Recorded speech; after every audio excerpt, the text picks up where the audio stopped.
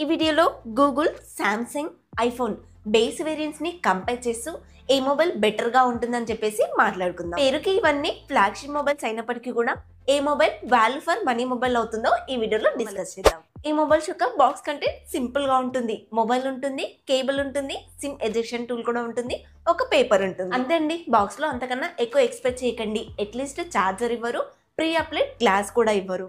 Design ఇంకా build quality చూసుకున్నట్లయితే మూడు మొబైల్స్ కూడా సేమ్ సైజ్ లో ఉంటాయి. కాకపోతే సామ్సంగ్ మాత్రం చాలా స్లిమ్ గా ఉంటుంది, లైట్ వెయిట్ గా కూడా ఉంటుంది. పిక్సెల్ మొబైల్ వచ్చేసి బల్కీగా ఉంటుంది, వెయిట్ కూడా ఎక్కువగానే ఉంటుంది. ఐఫోన్ మాత్రం నార్మల్ థిక్నెస్ తో గుడ్ వెయిట్ తో అయితే ఉంటుంది. ఇన్ హ్యాండ్ ఫీల్ విషయానికి వస్తే సామ్సంగ్ ఇంకా యాపిల్ చాలా బాగుంటాయి. పిక్సెల్ విషయానికి వస్తే కాస్త అలవాటు పడాలి, ఎందుకంటే కెమెరా యొక్క పొజిషన్ తెలియాలి కదా. సామ్సంగ్ లో వచ్చేసి 7 కలర్ ఆప్షన్స్ అయితే ఉన్నాయి. యాపిల్ లో వచ్చేసి 5 కలర్ ఆప్షన్స్, పిక్సెల్ వచ్చేసి 4 కలర్ ఆప్షన్స్ అయితే ఉన్నాయి. మూడు కూడా IP68 వాటర్ రేటింగ్ అయితే ఇస్తున్నారు. సామ్సంగ్ ఇంకా గూగుల్ మొబైల్స్ వచ్చేసి ఫ్రంట్ అండ్ బ్యాక్ రెండు కూడా విట్నెస్ టు గ్లాస్ ప్రొటెక్షన్ ఇస్తే, యాపిల్ వచ్చేసి front ceramic to glass protection ఇస్తున్నారు. బ్యాగ్ అయితే ఏ ప్రొటెక్షన్ వాడుతున్నారో మెన్షన్ చేయలేదు, కాకపోతే బ్యాక్ సైడ్ ఉంది మాత్రం గ్లాసే అండి. ఈ మూడు మొబైల్స్ కూడా చుట్టూ ఫ్రేమ్ అంతా కూడా ప్రీమియం అల్యూమినియం అయితే వాడుతున్నారు.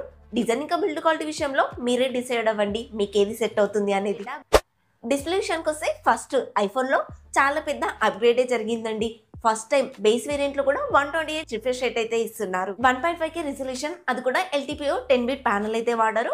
3000 స్పీడ్ బ్రైట్నెస్ అయితే కలిగి ఉంటుంది. లాస్ట్ ఇయర్ తో కంపేర్ చేస్తే ఇదైతే చాలా పెద్ద అప్గ్రేడ్ అండి బేస్ వేరియంట్ లో. సామ్సంగ్ ఇంకా గూగుల్ యొక్క డిస్ప్లేల కన్నా యాపిల్ యొక్క డిస్ప్లే అయితే చాలా బెటర్ గా ఉంది. అండ్ దీంట్లో డాల్బీ విజన్ సపోర్ట్ కూడా ఉంటుంది. మిగతా రెండు మొబైల్స్ లో డాల్బీ విజన్ అనేది సపోర్ట్ లేదు. ఇకపోతే సౌండ్ విషయానికి వస్తే ఐఫోన్ అయితే లౌడ్ గా ఉంది, కాకపోతే క్వాలిటీ విషయంలో మాత్రం సామ్సంగ్ బెటర్ గా ఉంది. ఫైనల్ గా డిస్ప్లే విషయానికి వస్తే ఐఫోన్ ఫస్ట్ ప్లేస్ లో ఉంటుంది, సామ్సంగ్ సెకండ్ ప్లేస్ లో ఉంటుంది. కంపారిజన్ లోకి వెళ్లే ముందు మీరు మన ఛానల్ ని కొత్తగా చూస్తున్నట్లయితే నేను మీ ప్రియాంక, మీరు చూస్తుంది Priyanka tech news. Welcome to our channel. కొత్త వాళ్ళు మన ఛానల్లోకి వచ్చినాం, ఇప్పటివరకు చూసి ఇంకా సబ్స్క్రైబ్ చేయకుండా కూడా ప్లీజ్ జెన్యూన్ ఇన్ఫర్మేషన్ కోసం మన ఛానల్ అయితే సబ్స్క్రైబ్ చేసుకోండి. ఇలాంటి కంపారిజన్ వీడియోలు మీకు కావాలి అనుకుంటే ఈ వీడియోకి ఒక లైక్ చేయండి, కాసా 5 పాయింట్స్ కూడా ఇవ్వండి.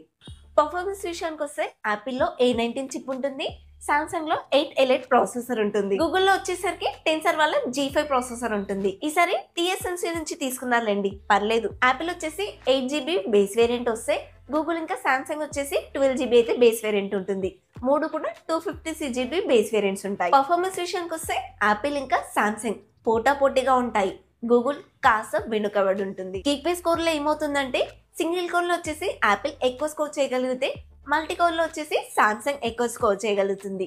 రీజన్ ఏంటంటే స్నాప్డ్రాగన్ ప్రాసెసర్. ఒక ఐఫోన్ యూజర్ గా చెప్తున్నాను, బ్యాక్గ్రౌండ్ యాప్స్ చాలా రిస్ట్రిక్టెడ్ గా ఉంటాయి. మెమరీలో ఉన్నప్పటికీ కూడా బ్యాక్గ్రౌండ్ లో ఏ యాప్ ని కూడా రన్ అవ్వనివ్వవు. మీరు ఏదైతే యాప్ ఓపెన్ చేశారో దాని పర్ఫార్మెన్స్ మాత్రం పీక్ లెవెల్లో ఉంటుంది. అందుకోసమే మీకు ఐఫోన్ లో స్ప్లిట్ స్క్రీన్స్ కానీ ఫ్లోటింగ్ విండోస్ కానీ కనిపించవు. NVMe మెమొరీ టెక్నాలజీ ఉంటుంది, UFS కన్నా కాస్త స్లో ఉంటుంది. గేమింగ్ విషయానికి వస్తే BGMI గేమ్ ని సామ్సంగ్ వచ్చేసి 120 FPS లో, యాపిల్ వచ్చేసి 90 FPS లో, పిక్సెల్ మొబైల్ వచ్చేసి 60 FPS లో అయితే హ్యాండిల్ చేయగలుగుతుంది. ఐఫోన్ కావాలంటే 120 FPS కూడా ఇవ్వచ్చు, మేబీ ఫ్యూచర్ లో అప్డేట్ లో ఇస్తుండొచ్చు. పర్ఫార్మెన్స్ విషయానికి వస్తే యాపిల్ మనం ఏ యాప్ అయితే యూస్ చేస్తున్నామో అదొకటే హ్యాండిల్ చేయగలుగుతుంది, కాబట్టి పర్ఫార్మెన్స్ విషయంలో యాపిల్ బెటర్ గా ఉంది. అంటే నా ఉద్దేశంలో బ్యాక్గ్రౌండ్ లో ఏ యాప్ రన్ అవ్వకపోతేనే కదా మనం వాడే యాప్ పర్ఫెక్ట్ గా రన్ అవుతుంది. మనం ఇప్పుడు ఆండ్రాయిడ్ మొబైల్లో క్లీన్ అప్ ఆప్షన్ కొడుతుంటాం కదా, ఆ అవసరం అయితే ఐఫోన్ లో ఉండదు.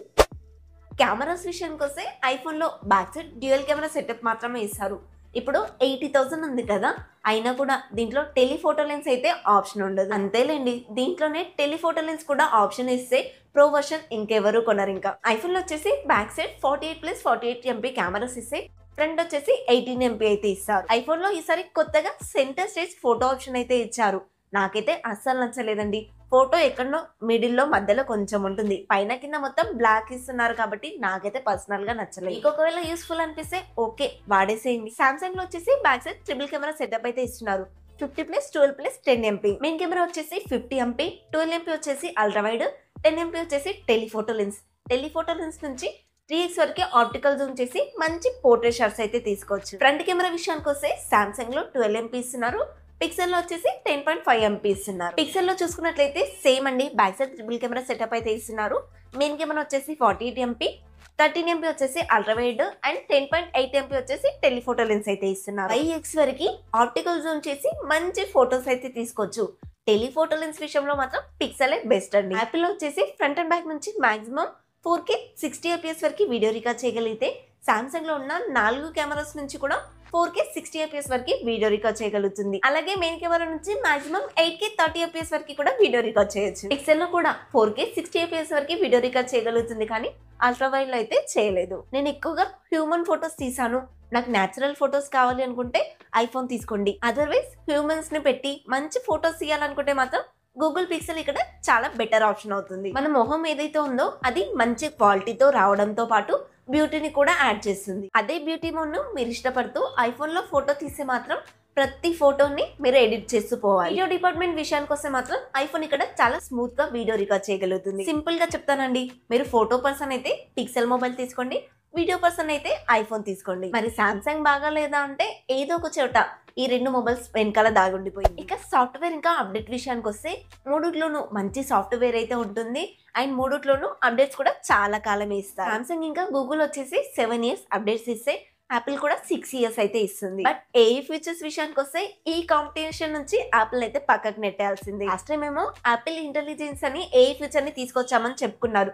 ఈ 17 series లాంచ్ ఈవెంట్ లో ఒక్క మాట కూడా మాట్లాడలేదు. అసలు ఏ అవసరమా అనుకున్నారేమో అనిపించింది. బ్యాటరీ కెపాసిటీ విషయానికి వస్తే అన్నిటికన్నా తక్కువ ఐఫోన్ లో ఉంటుంది, అన్నిటికన్నా ఎక్కువ పిక్సెల్ లో ఉంటుంది. 3700 mAh బ్యాటరీ ఐఫోన్ లో ఇస్తున్నారు. వీళ్ళ ఓఎస్ అనేది బాగుంటుంది కాబట్టి ఈ ఫోన్లు ఇంకా కొంటున్నారు, బతుకుతున్నాయి. అదే ఆండ్రాయిడ్ లో ఇచ్చి ఉంటే 2-3 hours కూడా రావు. ఛార్జింగ్ స్పీడ్స్ కూడా 25 వాట్ 30 వాట్ 40 లోపే ఉన్నాయి. అన్ని మొబైల్స్ కి కూడా వైర్లెస్ ఛార్జర్ కూడా సపోర్ట్ చేస్తాయి. బయట తోటి ఛార్జ్ చేయడానికి 1 hour 30 minutes టైం అయితే తీసుకుంటాయి. అదే మీరు వైర్లెస్ ఛార్జర్ తోటి ఛార్జింగ్ పెట్టారనుకోండి 2 hours వరకు టైం అయితే తీసుకుంటుంది. అక్కడ పెట్టి మీరు మర్చిపోవాలి. ఇంకా ఈ మూడు మొబైల్స్ యొక్క స్క్రీన్ ఆన్ టైం చూసుకున్నట్లయితే గూగుల్ ఇంకా ఐఫోన్ వచ్చేసి 6 hours స్క్రీన్ ఆన్ టైం ఇస్తే సామ్సంగ్ మాత్రం 5 hours మాత్రమే ఇస్తుంది. స్క్రీన్ ఆన్ టైం మాత్రమే చెప్తున్నానండి, అంటే మనం వాడుతున్నంత సేపు స్క్రీన్ ఎప్పుడైతే ఆన్ ఉంటుందో ఆ టైం గురించి చెప్తున్నాను. అంటే ఫోన్ ఛార్జింగ్ పెట్టి పక్కన పడేసి 5 hours వస్తుందని కాదు, పక్కన పడేస్తే ఇంకా ఎక్కువగానే వస్తుంది. ఈ మూడు మొబైల్స్ కి సంబంధించిన కనెక్టివిటీ స్పెట్స్ అనేది స్క్రీన్ పైన ఇస్తున్నాను, ఒకసారి చూడండి. అండ్ డిస్ప్లే కూడా షేరింగ్ ఆప్షన్ అయితే ఉంది. లైవ్ స్ట్రీమ్ లాంటివి అయితే హ్యాపీగా చేసుకోవచ్చు. ప్రైస్ విషయానికి వస్తే అప్రాక్స్ గా కార్డ్ ఆఫర్స్ తోటి సామ్సంగ్ వచ్చేసి 60,000, పిక్సెల్ వచ్చేసి 70,000, ఐఫోన్ వచ్చేసి అదే 80,000 అయితే వస్తుంది. ఐఫోన్ అయితే ఇప్పుడు కొనడం కన్నా కాస్త వెయిట్ చేసి కొనడం బెటర్ అని చెప్తాను. ఎందుకంటే లాస్ట్ ఇయర్ తో కంపేర్ చేస్తే చాలా అప్గ్రేడ్ అయితే జరిగింది. 60 నుంచి 65,000 మధ్యలో వస్తే కనుక వాల్యూ ఫర్ మనీ మొబైల్ అవుతుంది, పక్కాగా వస్తుందండి. ఎందుకంటే ఐఫోన్ 16 ఇప్పుడు 52,000కి వచ్చింది కదా, మరి 17 ఎందుకు రాదండి 60,000కి? కాస్త వెయిట్ చేసా అంటే వెయిట్ చేయొచ్చు, లేదు నాకు అర్జెంట్ గా ఉంది అంటే తీసుకోవచ్చు, అయినా కూడా మంచి ప్రొడక్ట్. గూగుల్లో డ్రాబ్యాక్ ఏంటంటే దాని యొక్క ప్రాసెసర్ ఎక్కువగా యూజ్ చేసినప్పుడు లాగ్స్ అయితే నోటీస్ చేయొచ్చు, అది ఫ్లాగ్షిప్ రేంజ్ మొబైల్ అయినా కూడా. సామ్సంగ్ విషయానికి వస్తే నేను ఒకటే చెప్తానండి, బ్యాటరీ సైజ్ చాలా తక్కువగా ఉంది, అందులోనూ 5 hours స్క్రీన్ ఆన్ టైం కాబట్టి తక్కువ యూజర్స్ అయితేనే తీసుకోవచ్చు అని చెప్తాను. ఓవరాల్ గా ఫస్ట్ ప్లేస్ అయితే యాపిల్ కి ఇస్తున్నాను. Samsung performance oriented camera oriented మొబైలే, కానీ బ్యాటరీ అనేది తక్కువగా ఉండడం వల్ల ఫుల్ ఫ్లెజ్ గా వాడాలన్న ఒపీనియన్ కూడా మనలో తగ్గిపోతుంది. మనం గేమ్ ఆడతాము, ఫ్రెండ్స్ కూడా ఉంటారు, అప్పుడే 20% లో అని చెప్పేసి బ్యాటరీ 15 అని చెప్తుంది. అరే మీరు గేమ్ ఆడండి, నేను ఛార్జింగ్ పెట్టుకొని ఇప్పుడే వస్తానని చెప్తాను. దీంట్లో ఉండే 25 watt ఛార్జర్ తోటి మనం ఈ మొబైల్ యొక్క ఛార్జ్ ఎక్కే లోపు వాళ్ళు గేమ్ ఆడేసి వెళ్ళిపోతారు కూడా. బయటికి వెళ్తాము, మంచి ఫొటోస్ దిగుతూ ఉంటాము, అప్పుడు భయం వేస్తూ ఉంటుంది, బ్యాటరీ తక్కువ కాబట్టి ఎక్కడ ఛార్జింగ్ అయిపోతుందో అని చెప్పేసి. మళ్ళీ ఇంటికి వెళ్ళే దారిలో ఫోన్ కాల్స్ కానీ యూపీఐ పేమెంట్ ఏమైనా అవసరం ఉంటుందేమో అని చెప్పేసి ఫొటోస్ దిగడం కూడా ఆపేసి పాకెట్ లో పెట్టేసుకుంటాము. సో మంచి ఫోన్ ని ఛార్జింగ్ అనే ఒక్క డ్రాబ్యాక్ తోటి వెనక్కి లాగాల్సి వస్తుంది. ఈ వీడియోలో ఫ్లాగ్షిప్ సిరీస్ లోనే బేస్ వేరియంట్ లో మీకే మొబైల్ సెట్ అవుతుందో ఒక ఐడియా వచ్చిందని అనుకుంటున్నాను. ఈ వీడియో అయితే మీకు నచ్చిందని అనుకుంటున్నాను. నచ్చితే తెలుసు కదా, ప్లీజ్ ఒక లైక్ చేయండి. కొత్త వాళ్ళు మన ఛానల్లోకి వచ్చిన ఇప్పటి వరకు చూస్తూ ఇంకా సబ్స్క్రైబ్ చేయకుండా కూడా ప్లీజ్ మన ఛానల్ అయితే సబ్స్క్రైబ్ చేసుకోండి. అండ్ కాస్త హై పాయింట్స్ కూడా ఇవ్వండి. నెక్స్ట్ ఇంకొక కొత్త ఇన్ఫర్మేటివ్ వీడియోతో మీ ముందుకు వస్తాను. And by by.